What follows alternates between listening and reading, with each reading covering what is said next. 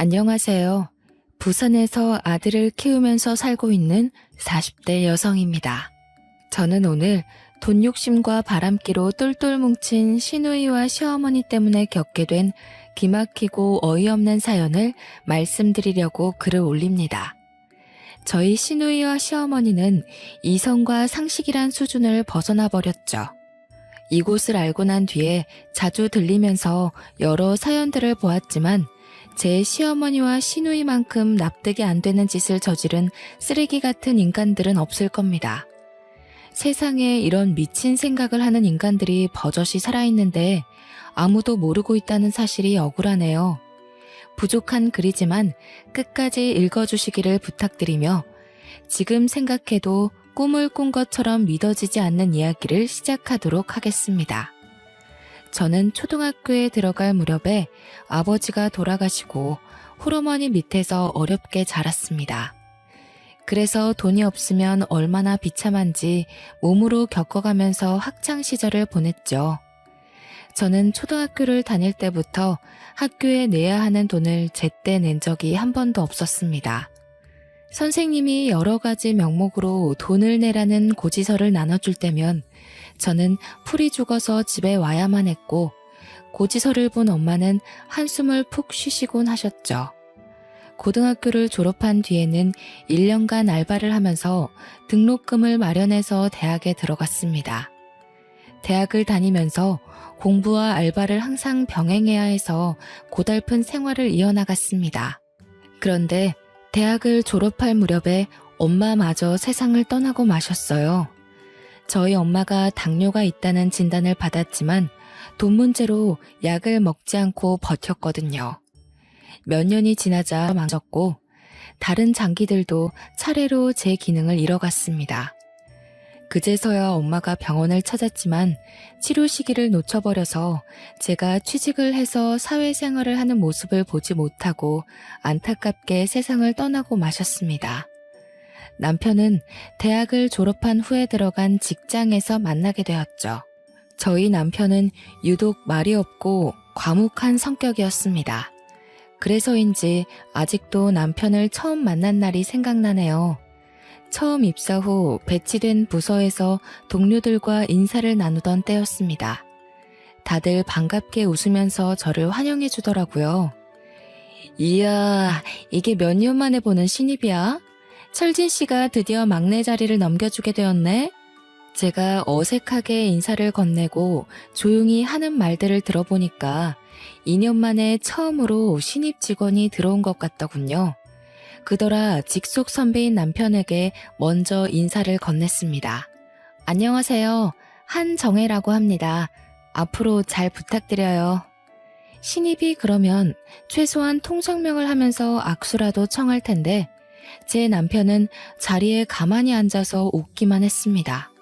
처음에는 남편이 제가 마음에 안 들어서 저러나 싶었는데 다른 여직원들 말을 들어보니 그게 아니었습니다. 철진 씨, 원래 말이 없어. 누가 말 걸어도 딱 필요한 말만 하거든. 난 처음에 벙어리인 줄 알았다니까. 여직원들은 과묵하고 내성적인 남편을 두고 목석 같다고 하면서 그다지 좋아하지 않았지만 저는 참새처럼 짹짹거리는 남자보다 눈길이 갔습니다. 남편처럼 진중하고 입이 무거운 남자가 이상형이었거든요. 그렇게 시간이 지나면서 업무에 손이 익었고 남편과 같이 업무를 하는 일도 생겼습니다. 저와 남편은 한 팀이 되어서 일을 할 때 유난히 손발이 잘 맞았습니다. 프로젝트를 같이 할 때도 손발이 척척 잘 맞았죠. 다른 사람들과 일을 할 때에 좀처럼 웃지 않던 남편도 저와 업무를 할 때에는 미소를 지으면서 저를 보고 있다가 눈이 마주치곤 하였습니다. 저도 남편과 같이 일을 할 때면 왠지 마음이 편해졌고요. 그러다 3년이 지난 어느 날 제 책상 위에 손편지가 하나 놓여 있었습니다. 읽어보니까 남편이 쓴 편지더군요. 저를 향한 남편의 애틋한 마음이 느껴져서 편지를 읽으면서 저절로 미소가 지어졌습니다. 그걸 이상하게 생각한 다른 여직원이 등 뒤에서 편지를 훔쳐봤더라고요. 갑자기 호들갑을 떨면서 소리를 지르길래 저도 깜짝 놀랐습니다. 어머, 이게 뭐야? 러브레터 아니야? 세상에, 80년대도 아니고 아직도 이런 걸로 사랑 고백하는 사람이 있어? 저는 민망해서 아무 말도 안 하고 자리에 앉았지만 여직원들이 수군거리는 소리가 들렸습니다. 하지만 집에 가서 남편에게 정성을 들인 답장 편지를 썼죠. 편지 내용은 저와 사귀고 싶어하는 남편의 마음을 받아들인다는 내용이었습니다. 3년 넘게 같이 일하면서 저도 남편에게 호감을 가지고 있었거든요. 그 뒤로 남편과 저는 다른 직원들도 알아보는 사내 커플이 되었습니다. 회사에서 교제 중인 커플이라고 말하면 다 저희를 지목할 정도로 오래 사귀었죠. 2년 정도 교제하다 보니 결혼 이야기가 나왔습니다. 하지만 결혼 전에 시어머니를 만나면서 행복한 결혼 생활을 꿈꿨던 저의 환상이 박살나버렸습니다. 시어머니는 돈 욕심이 유난히 많았는데 제가 가진 것 없는 고아라는 걸 알자 엄청나게 무시했는데요. 뭐? 집안에 단 한 푼도 없어? 너는 길거리에 나가면 널려있는 게 여자들인데 어디서 저런 거지 같은 애를 데리고 온 거냐? 세상에, 제대로 된 혼수 받을 생각은 아예 접어야겠구나. 아휴, 내 팔자야. 시어머니는 첫 대면부터 저를 대놓고 구박해서 기가 죽게 만들었습니다. 남편은 극성맞은 시어머니의 말에 대꾸조차 안 하더라고요. 그래도 저는 남편을 사랑했기에 포기할 수 없었습니다. 시어머니가 저를 어떻게 생각하든 저희들은 결혼을 했고 분가를 해서 살게 되었죠. 결혼 후에 느끼게 된 거지만 남편은 이상하게 시어머니와 있으면 말이 더 없어졌어요. 워낙 말이 없는 사람이라서 그럴 수도 있다고 넘겼지만 시어머니와 시누이와는 거의 말을 섞지 않았죠. 그에 비해 시어머니와 시누이는 수다스러울 정도로 말이 많았습니다. 시어머니께서 저희 집에 자주 들리셨는데 그때마다 잔소리를 잔뜩 늘어놓으셨어요. 얘야, 직장 다닌다는 핑계로 살림은 아예 안 하는 거니? 집이 돼지우리도 아니고 이게 뭐냐? 죄송해요. 요즘 일이 바빠서 청소를 제대로 못했어요. 여자가 청소를 제대로 못했다는 게 말이 되니? 빨래는 잔뜩 처박아 놓고 뭐 하는 거냐? 이따위로 살림할 거면 당장 직장 때려치워. 시어머니는 기숙사의 노처녀 사감처럼 저를 쥐잡듯이 몰아세웠습니다. 그러니 직장에서 퇴근을 하고 와도 시어머니가 언제 들이닥쳐서 검열을 할지 몰라서 마음이 늘 불안했어요. 그런데 퇴근을 한 남편은 시어머니가 말을 걸어도 대꾸조차 하지 않았고 고개만 끄덕였습니다. 여보, 나 진짜 힘들어. 어머님이 맨날 찾아와서 이래라 저래라 하는데 피곤해 죽겠어. 당신이 오지 말라고 말해봐. 그리고 당신은 왜 집에 오면 말을 안 해? 어머님하고는 완전 딴판이야. 그냥 피곤해서 그런 것뿐이야. 엄마나 해주가 하는 말은 신경 쓰지 말고 그냥 흘려들어. 당신은 나만 믿고 살면 돼. 당신은 옆에서 듣고만 있으면서 뭘 믿고 살라는 거야? 당신이 중간에서 중재를 해줘야 내가 숨 쉬고 살지. 남편은 결혼 후 손아래 시누이까지 저를 무시한다는 사실을 알고 있었습니다. 시누이는 남편보다 먼저 결혼을 했지만 바람을 피우다 이혼을 당하고 친정으로 쫓겨나서 시어머니 집에 얹혀 살고 있었습니다. 불륜을 저지른 시누이 덕분에 남편은 자기가 가지고 있던 돈까지 털어서 위자료를 물어줬다고 하는데요. 그런데도 시누이는 제게 미운 시누이 노릇을 하려고 들었습니다. 그런 면에서 보면 시누이가 시어머니보다 더 악질이었죠. 그런 집안에서 어떻게 버텼는지 몰라도 1년이 지난 뒤 저도 아들을 낳게 되었습니다.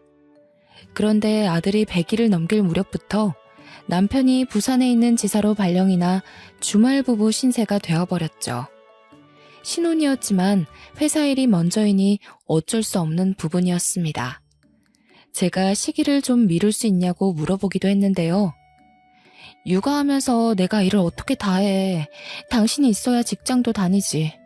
나 이제 회사로 복귀하지 말라는 말이야? 좀 나중에 발령 갈 수는 없을까? 나도 그럴 수 없으니까 그렇지. 이번에 발령 가면 거리가 멀어서 자주 못 올라올 거야. 내가 없어도 성진이 잘 돌보고 당신도 몸 조심하고 잘 지내. 결국 남편이 지방에 내려가자 신이 난 건 신우이였어요. 그전에는 집에 와도 남편이 퇴근하기 전에 시댁으로 가곤 했는데 이제는 하루가 멀다 하고 집으로 와서 저를 몸종처럼 부리면서 잔소리를 늘어놓았어요. 그리고 자기 집처럼 자고 가는 일도 다반사였죠. 게다가 주말이면 친구들을 데리고 쳐들어와서 파티를 한다면서 난장판을 만들었습니다. 심지어 어떤 날은 남자친구를 데리고 오기도 했어요. 어처구니 없었지만 싫은 소리를 했다가는 시어머니에게 그대로 일러바칠 게 뻔해서 꾹 참았습니다. 시누이는 시어머니를 닮아서 남자들이 혹할 정도로 얼굴이 반반한 편이었습니다. 결혼을 한 유부녀였을 때도 바람을 피웠는데 이제는 걸릴 것 없는 돌싱이니 그야말로 자유로운 영혼이 되어서 여러 남자들과 어울려 놀았죠. 남자친구를 데리고 온 시누이는 저희 집을 모텔로 착각했는지 저와 아들이 있는데도 방 안에서 낄낄거리며 낯뜨거운 짓거리를 했습니다. 제가 일부러 인기척을 내도 그딴 짓을 서슴없이 해서 결국 문을 두드리며 소리쳤습니다. 혜주야, 어린 조카가 있는데 무슨 짓이야. 네가 어떤 남자를 만나든 상관 안 하는데 지금 남자랑 놀 생각이면 모텔로 가. 언니, 내가 뭘 어쨌다고 이래? 오빠가 집에 없으니까 허전해서 나한테 심술 부리는 거야? 그럼 언니도 남자 만나. 뭐? 나보고 바람피라는 거야? 그러라고. 설마 오빠한테 다 말하려고? 그럼 내가 먼저 선수 쳐야겠다. 오빠 와이프가 바람피고 있어요. 라고. 왜 있지도 않은 말을 지어내? 마음대로 남자들 데려온 건 너잖아. 그럼 무릎이라도 꿇어봐. 지금 무릎 꿇고 빌면 오빠한테 말 안 할게. 내가 무릎 꿇을 것 같아? 네가 말한다고 우리 남편이 믿을 것 같아? 믿게 만들면 되지. 내가 요즘 어떤 남자를 만나는 줄 알아? 엄청난 돈줄을 만나고 있거든. 재산이 무려 200억이래. 요즘 돈 있으면 다 되는 거 알지? 기다려봐. 없는 죄도 만들어줄게. 제가 아무리 목소리를 높여봐도 시누이는 말 같지도 않은 소리를 했어요. 진짜로 남편에게 제가 바람피고 있다고 말하려고 하길래 결국 무릎을 꿇고 말았습니다. 시누이가 절 골탕 먹이려고 어떻게든 증거를 만들어내서 복수할 것 같았거든요. 그런데 시누이가 진짜로 돈줄이라는 남자를 데려와서 재혼할 거라고 하더군요. 시누이의 재혼남은 시어머니의 고등학교 동창이었습니다. 동창회에 갔다가 그걸 알게 된 시어머니는 화가 머리끝까지 나서 아버지 뻘되는 자기 동창과 재혼하겠다는 시누이의 머리채를 휘어잡았습니다. 그리고 동네가 떠나가라 미친년이라고 욕을 퍼붓더라고요. 뭐? 네가 누구랑 결혼을 한다고? 네가 미쳐도 아주 더럽게 미쳤구나. 어디 남자가 없어서 애비뻘되는 늙은이하고 재혼을 하려고 들어. 엄마, 이거 놓고 내 말 좀 들어봐. 다 이유가 있다고. 머리채를 잡힌 시누이가 변명을 하려고 했지만 이성을 잃은 시어머니는 시누이의 뺨을 때리면서 난리를 쳤습니다. 듣기 싫어. 다리 몽댕이 분질러 놓기 전에 그 남자와 재혼하겠다는 생각은 당장 집어치워. 정신 나간 딸년 때문에 내 동창을 사위로 들일 생각 없다. 내가 부끄러워서 어떻게 얼굴을 들고 다니란 말이야. 엄마, 그 남자 재산이 얼만지 알아? 자그마치 200억이 넘는다고.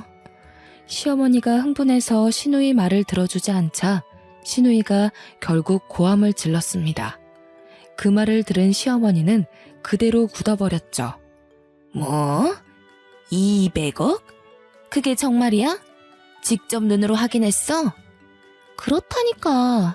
내가 직접 이 두 눈으로 봤다고. 빌딩도 몇 채 있고 통장에 있는 돈도 어마어마했어. 그런 사람이 널 좋아한다고? 너랑 결혼한대? 진심으로? 시어머니는 시누이 재혼 상대의 재산이 200억이란 말에 봉잡았다고 자기 일처럼 좋아라 했어요. 시어머니와 동창들은 재혼남이 별 볼 일 없는 사업을 하고 있는 걸로 알고 있었거든요. 그동안 그 남자는 자기가 하는 사업과 재산을 숨겨왔던 거죠. 엄청난 재력가라는 사실이 알려지면 시어머니 같은 동창들이 빌붙으려고 들까봐 그랬던 것 같아요. 걔는 왜 그런 걸 숨기고 있었대? 어쩌다 내 동창을 만나게 된 거야? 응? 어디서 만났어? 이혼하고 집에서 노는 것도 실증나서 대학 선배한테 일자리 부탁했더니 자기 회사 비서실에서 일해보라고 추천해줬어. 시누이의 대학 선배가 재혼남이 운영하는 회사의 기획실에서 근무하고 있었다고 합니다.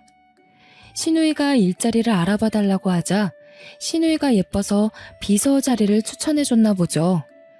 역시나 시누이를 비서로 맞은 재혼남은 곱상한 외모에 반해 관심을 보였다고 합니다.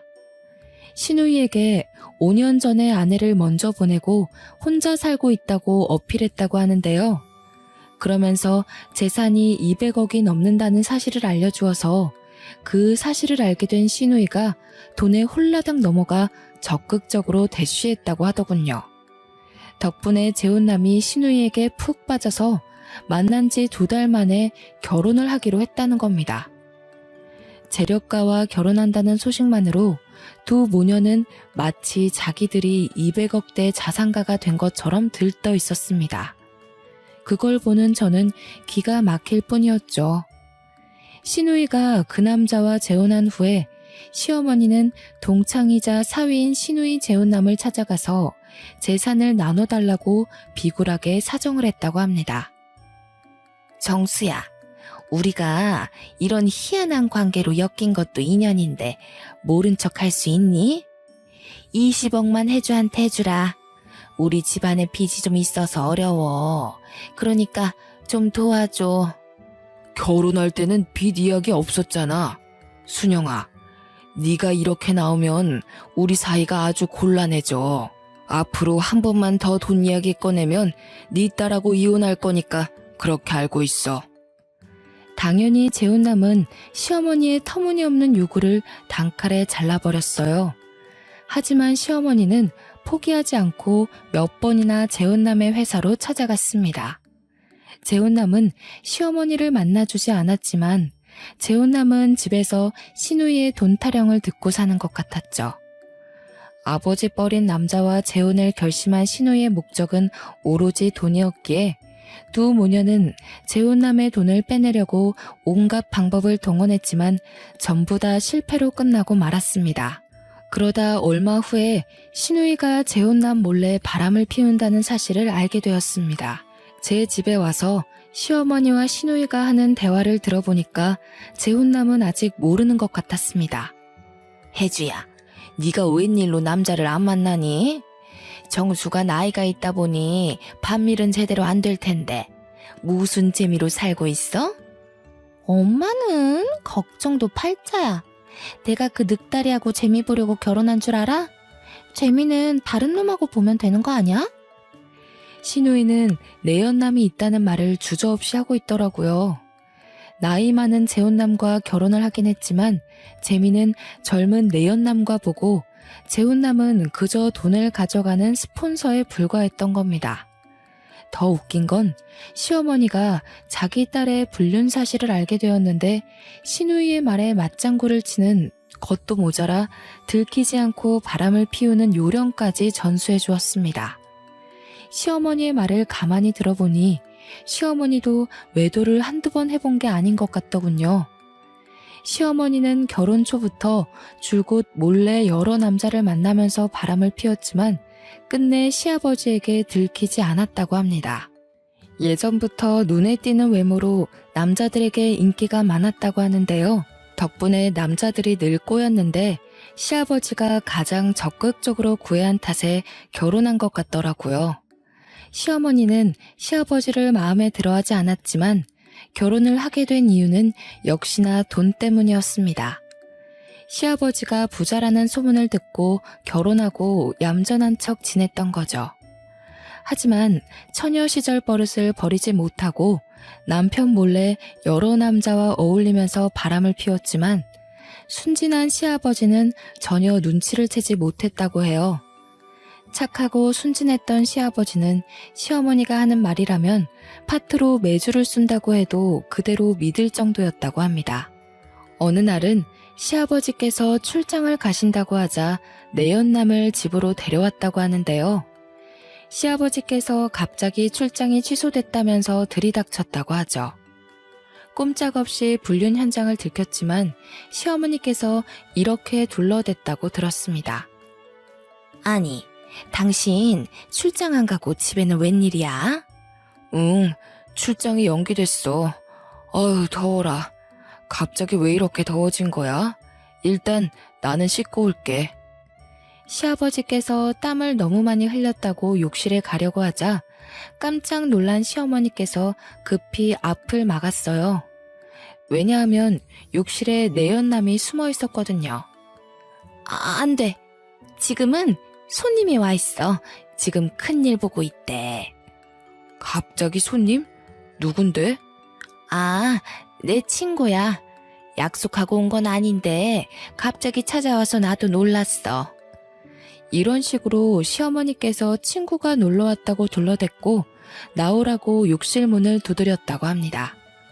잠시 후에 욕실에서 내연남이 나와서 시아버지께 인사를 했다고 하죠.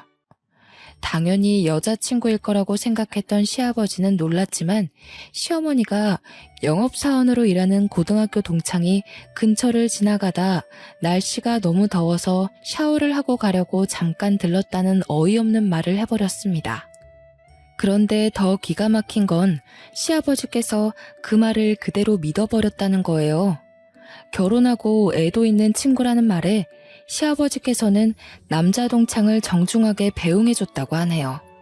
여자가 혼자 있는 집에 와서 샤워를 한 남자 동창을 말이죠. 그런 낯뜨거운 과거를 무용담처럼 자랑스럽게 늘어놓는 시어머니를 보고 있으니 제가 다 창피했습니다. 시누이의 바람기는 시어머니께 물려받은 것 같았어요. 시아버지는 아내의 불륜을 까맣게 모른 채 세상을 떠났다는 게 아직도 분하네요. 어쩌면 그게 더 속편한 일일지도 모른다는 생각을 했지만 몇 달 후에 시어머니와 시누이가 한 짓을 보고 시아버지가 살아 돌아와서 복수를 하길 바랬습니다. 엄마, 빅뉴스야. 다음 주에 그이가 2달 동안 미국으로 출장을 간다고 하네? 그래? 오히려 잘 됐네. 그럼 이번 기회에 확실하게 정리해버리자. 저번에 말한 거 있지? 내가 생각을 바꿔봤는데 이렇게 해보는 건 어때? 그동안 사정을 하고 애원을 해도 통하지 않자 시어머니와 시누이가 계획을 바꿔서 재혼남의 재산을 몰래 빼돌리기로 작정을 한 겁니다. 시누이는 재혼남 몰래 재산을 관리하고 있는 펀드 매니저를 매수해놨다고 하더라고요. 재혼남이 미국으로 출국 간 사이에 서류를 위조하고 매수해놓은 펀드 매니저와 함께 재산을 모두 처분하고 도망을 갈 엄청난 음모를 꾸몄던 거죠.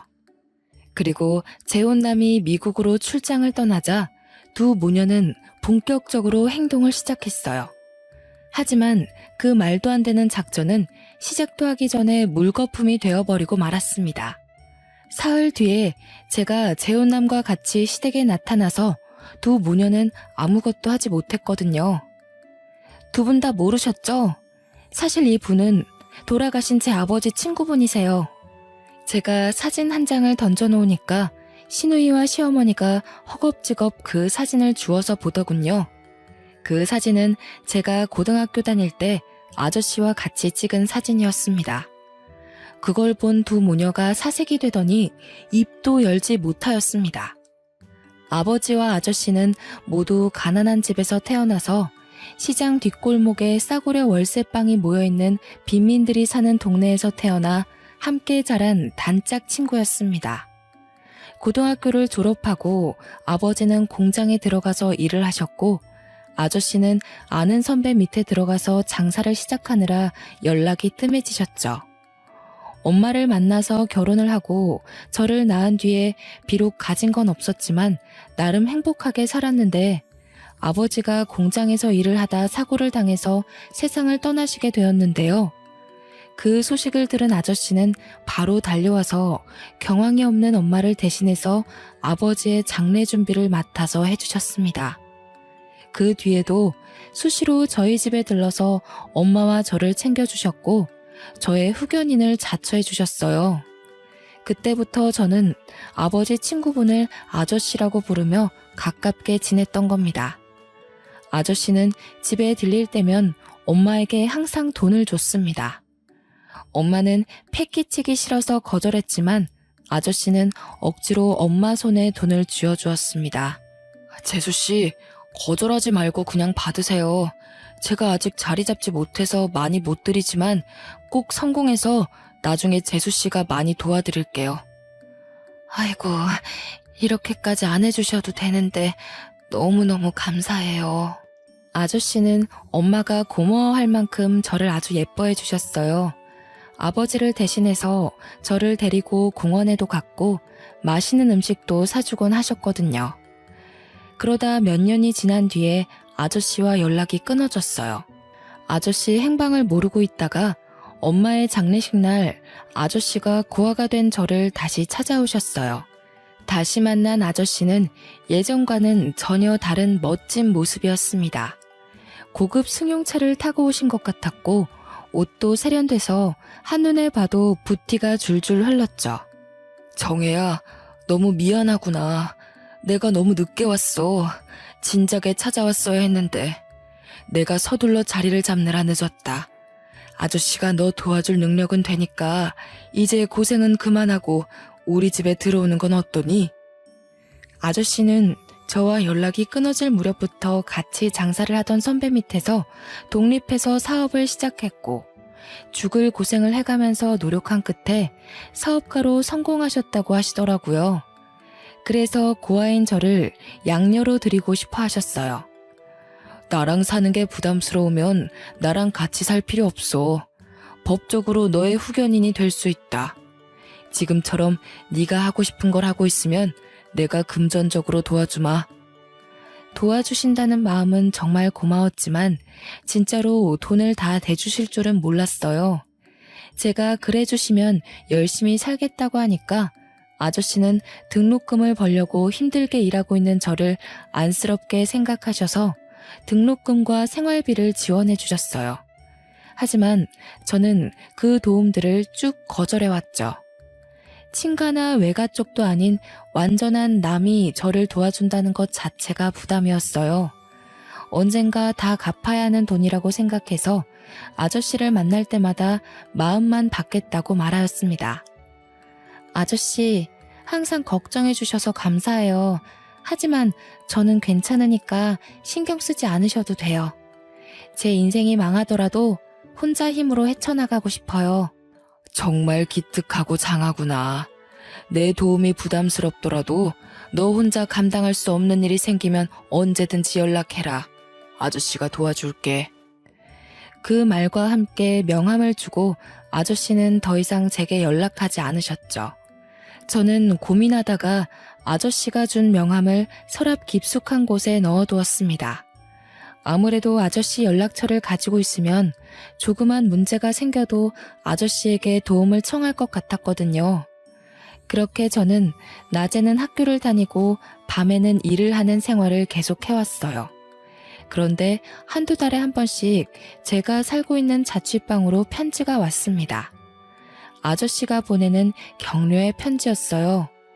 물론 편지와 함께 얼마간의 돈이 들어있었습니다. 많은 액수가 아니어서 그냥 고맙게 썼었죠. 그러다 신우이가 재혼 상견례를 할 때 아저씨를 17년 만에 다시 만나게 되었던 겁니다. 눈이 마주치자마자 서로 놀란 눈치였지만 저는 삼촌의 눈을 피했어요. 물론 저는 속으로 꿍꿍이가 있었기 때문에 그랬습니다. 나중에 몰래 아저씨에게 결혼하지 말라고 말하려고 했는데 아저씨가 먼저 화장실을 다녀오는 제 팔을 잡고 사람들이 없는 곳으로 데리고 갔습니다. 정혜야, 너 나 못 알아보겠니? 네가 아저씨라고 부르면서 잘 따랐잖아. 이제 정혜 너도 가정을 잃었구나. 늦었지만 축하한다. 네 아버지가 이 모습을 봤어야 하는 건데. 아저씨는 제가 못 알아봤다고 서운해하는 것보다 어느새 다 커서 애엄마가 된 저를 보면서 감격의 눈물을 흘리셨어요. 그날 저는 저희들의 관계를 시댁 식구들에게는 절대 비밀로 하자고 하고 나중에 이유를 말해주겠다고 했어요. 아저씨도 이유를 궁금해하셨지만 비밀을 지키겠다고 약속했죠. 그래서 저희들의 관계를 전혀 모르고 있었던 두 모녀는 제가 있는 자리에서 아저씨에 대해 막말을 했고 신우이는 자신의 불륜을 신이 나서 까발렸던 거예요. 거기에 한술 더 떠서 아저씨의 펀드 매니저를 매수하고 서류를 조작해서 전 재산을 빼돌리려는 계획까지 다 말했던 겁니다. 저는 그 인간들을 그냥 내버려뒀다가는 아저씨가 큰 낭패를 볼 거라고 생각해서 시어머니와 시누이가 하는 대화를 모두 녹음해뒀습니다. 제가 그 증거들을 들이밀자 그 인간들은 아무 말도 못하고 그 자리에 주저앉더군요. 그런데 그때 시어머니께서 충격적인 태도를 보였습니다. 나는 우리 딸이 하라는 대로 한 거다. 나는 인연한테 정신 차리라고 몇 번이나 말했어. 어떻게 남편을 배신하고 재산을 빼앗을 생각을 하냐고. 엄마, 미쳤어? 엄마가 언제 그랬어? 엄마 목소리 녹음된 거 안 들려? 엄마가 얼른 하자고 부추겼잖아. 너 머리가 어떻게 된 거 아니니? 이 애미를 감방 보낼 셈이야? 난 그런 적 없어. 그럼 딸을 감방에 보내려고? 이 노인네가 치매 걸렸나? 어떻게 나한테 이럴 수 있어? 시누이가 분에 차서 시어머니를 치매 노인 취급한 것도 모자라 욕짓거리를 내뱉더라고요. 시어머니도 그런 시누이에게 쌍욕을 하더니 갑자기 시누이 머리채를 잡아챘습니다. 뭐 어쩌고 저째? 내가 너 같은 것을 배 아파서 낳았다는 게 말이 안 된다. 차라리 낳지 말걸. 자식 잘못 낳아서 깜빵 가게 생겼잖아. 책임져. 책임지라고. 뭘 책임져? 엄마가 책임져야지. 엄마가 괜찮다며 아무도 모를 거라며. 네가 멍청하게 나불대서 그런 거 아니야. 난 평생을 바람펴도 안 걸렸어. 너만 아니었으면 안 걸렸다고. 자랑이다. 바람핀 게 자랑이라고. 그래, 잘 생각해보니까 내가 한 남자한테 정착 못한 것도 엄마 탓이네. 피가 더러워서 그랬어. 이게 다 엄마 때문이라고. 네가 바람핀 게 내 잘못이라고? 그래, 다 내 잘못이니까 너 죽고 나 죽자. 시어머니가 소리를 지르면서 시누이를 때리고 발로 차는데 시누이도 지지 않았습니다. 모녀지간이 주먹질하고 쥐어뜯는 모습을 보고 어안이 벙벙해졌죠. 저희가 부른 경찰이 오니까 그제야 정신을 차렸는지 무릎까지 꿇고 눈물을 흘렸지만 받아주지 않았습니다. 아저씨는 자기를 속이고 바람을 피우면서 돈을 빼돌리려고 한 시누이를 절대 용서해주지 않았어요. 쌍욕하면서 부모 팰 때는 언제고 용서해달라고? 네가 돈에 미쳐서 정신이 나갔구나. 너 같은 년은 제대로 혼쭐 나봐야 해. 너 고소해서 하루아침에 빈털터리로 만들어줄 테니까 딱 기다리고 있으라고. 오빠, 고수라니. 우리 이런 사이 아니잖아. 나 사랑한다고 할 땐 언제고 이러기 있어? 오빠, 내 말 좀 들어봐. 나는 엄마가 하라고 해서 했어. 엄마가 날 조종한 거라고. 조종? 네 목소리 녹음된 건 어떻게 할 건데? 나 몰래 재산 빼돌리자고 한 목소리 딱 네 목소리 아니야? 조작된 거야. 이건 아니야. 엄마 목소리라고. 다시 잘 들어봐. 어? 조작되긴 개뿔. 달라붙지 마. 너랑 다시 잘해볼 생각 전혀 없으니까. 아저씨가 그날 바로 시누이에게 거액의 이혼 소송을 준비해서 진행했고 시어머니는 사문서 위조 혐의로 경찰에 넘어가 버렸습니다. 저희 남편은 시누이가 바람을 피웠다가 또 이혼당했다는 소식을 듣고 서울에 올라왔죠. 그러자 시누이와 시어머니가 구세주를 만난 것처럼 도와달라고 남편에게 매달렸습니다. 철진아, 잘 왔다. 내가 전화를 몇 통이나 했는데 이제 오니? 우리 딸이랑 결혼한다는 놈이 날 감옥에 넣어버린다고 하더라. 네가 도와주지 않으면 나 진짜 깜빵 가게 생겼다. 제발 엄마 좀 살려줘. 그런데 남편이 뜻밖의 말을 꺼내기 시작했습니다. 엄마, 솔직하게 할 말이 있어. 아버지가 돌아가신 후로 나는 쭉 고아라고 생각하고 살아왔어. 엄마와 동생한테 받은 상처가 너무 컸거든. 남편은 지금껏 아내인 제게도 말하지 않고 가슴속에 꽁꽁 숨겨두고 있던 놀라운 사실을 털어놓았습니다. 남편은 시어머니가 여러 남자를 문란하게 만나면서 시아버지를 가지고 논다는 사실을 알고 있었다고 합니다. 하지만 시아버지가 받을 충격을 고려해서 말하지 않고 참다가 도저히 참을 수 없어서 시아버지에게 모두 말하려고 했는데 시아버지가 심장 발작을 일으키면서 쓰러지셔서 말할 기회를 영영 놓쳐버렸다고 하죠. 그때부터 남편은 어머니와 여동생에게 마음의 문을 닫아버렸다고 하는데요. 그러면서 입까지 같이 닫아버려서 말수가 줄어버렸다고 고백했습니다.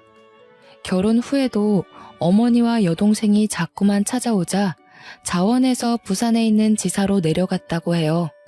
자기 엄마와 여동생으로부터 벗어나서 몇 년 동안 지방에서 자리를 잡으면 저와 아들을 데려갈 생각이었다고 하더라고요. 난 한 번도 당신을 엄마라고 생각한 적 없어. 그냥 낳기만 한다고 부모가 아니야. 부모 노릇을 해야 부모지. 어떻게 그런 짓을 해놓고 난처할 때 나를 부를 수 있어? 아들, 나는 그게 아니라 외로워서 그랬어. 네 아버지가 너무 바빠서 그랬다고. 네 아버지 그렇게 정직한 사람 아니었다. 네 아버지도 바람 폈어. 바람 폈다고. 말도 안 되는 소리 하지 마세요. 우리 아버지가 바람을 폈다고요? 우리 아버지는 절대 바람 필 사람 아니에요. 네가 그걸 어떻게 아니? 내가 직접 봤다니까. 내가 이 두 눈으로 봐버렸다고. 저도 엄마가 바람 핀 거 직접 봤는데 어떡하죠? 두 눈으로 봐버려서 미쳐버릴 것 같아요. 엄마가 다른 남자 품에 안겨서 히히덕거리는 거 잊을 수가 없다고. 남편은 시어머니한테만 그런 것이 아니라 시누이에게도 냉정하게 말하였습니다. 혜주, 너도 잘 들어. 우리 관계는 여기까지야. 앞으로는 얼굴 마주치는 일 없었으면 해. 위자료를 물든지 아니면 몸으로 때우든지 네가 알아서 하라고. 그리고 당장 내 집에서 나가. 더 이상 네 얼굴 보면서 살 수가 없어. 뭐? 나한테 어떻게 그럴 수 있어? 오빠 원래 아니랬잖아. 전현 때문에 그래? 제가 도대체 뭐라 했길래 그래? 오빠가 지금 나 오해하고 있는 거야. 나 그렇게 나쁜 년 아니야. 나쁜 년 아니라고. 그래, 너 안 나빠. 안 나쁘니까 이제 그만하자고. 이제 다 지긋지긋하다. 경찰 부르기 전에 얼른 나가. 계속 소리 지르면 나도 가만히 안 있을 거야. 남편의 단호하고 싸늘한 말에 두 모녀는 더 이상 매달리지 못하고 울면서 떠났습니다. 그 후로 저희 집안 사람들은 시댁과 연락을 하지 않고 지내게 되었습니다. 나중에 한 달이 건너서 들은 말에 따르면 사문서 위조 혐의로 고발된 시어머니는 겨우 구속이 되는 건 면했지만 재판 결과 유죄가 인정되어서 3천만 원의 벌금을 물어야 한다고 하더군요. 시누이도 그에 상응하는 위자료를 아저씨에게 주라는 판결을 받았지만 돈이 있어야죠. 딱 봐도 둘은 위자료와 벌금을 내기 위해서라도 평생 힘든 일을 하면서 살아야 하는 것 같았습니다. 그 소식을 들은 남편은 저와 아들을 데리고 지방으로 내려가자고 했습니다. 동네에 소문이 나서 시어머니와 시누이가 멀리 이사를 갔는데도 불구하고 남편이 주말에 잠깐 여기로 오기만 해도 진절머리가 난다고 했습니다. 아무래도 이 동네에 계속 있으면 시어머니와 시누이가 생각나고 나중에 찾아올 수도 있으니까 이사 가고 싶어하는 눈치더라고요. 제가 아저씨께 연락을 해서 이사를 가겠다고 하자 아저씨는 저희 부부에게 아주 좋은 전원주택을 하나 사주셨어요. 저는 괜찮다고 했지만 아저씨는 이미 샀으니 받아두라고 하셨습니다. 정혜 너 아니었으면 전 재산을 그 여자들한테 빼앗길 뻔했어. 네 덕분에 내 재산을 지키게 되었으니 이 정도는 받아도 괜찮아. 아저씨, 아무리 그래도 이렇게 귀한 걸. 그래서 10억짜리 별장이 생기는 호사를 누리게 되었습니다. 남편이 저희 가족이 사둘 곳은 따로 봐놔서 아저씨가 사준 집은 콧바람 쐴 때 오기로 했어요. 아저씨는 주말이면 아들을 데리고 전원주택으로 와서 텃밭도 가꾸고 여유 있게 살라고 하셨어요. 저희 남편은 시어머니와 시누이랑 연을 끊어서 그런지 얼굴빛이 점점 좋아지고 있습니다. 이렇게 말이 많았나 싶을 정도로 제 옆에서 조잘조잘 떠드는데 이상한 기분이 들더라고요. 마치 새 인생을 사는 것 같았습니다. 아마 이게 다 아저씨 덕분이겠죠. 그때 이후로 아저씨와 저는 연락을 하지 않고 있지만 명절 때마다 찾아뵈려고 합니다. 부모님처럼 안부 인사 드리려고 했는데 오히려 피하시더라고요. 아마 저에게 부담이 될까봐 배려를 해주시는 것 같습니다. 그래도 간간히 문자는 드리고 있으니 조만간 맛있게 반찬이라도 해서 보내드려야겠죠. 여기까지 사연 읽어주셔서 감사합니다. 더 이상 시어머니와 시누이 인생에 제가 낄 날이 없었으면 하네요. 여러분은 부디 이런 복잡한 일 없이 무탄한 하루 보내시길 바랍니다.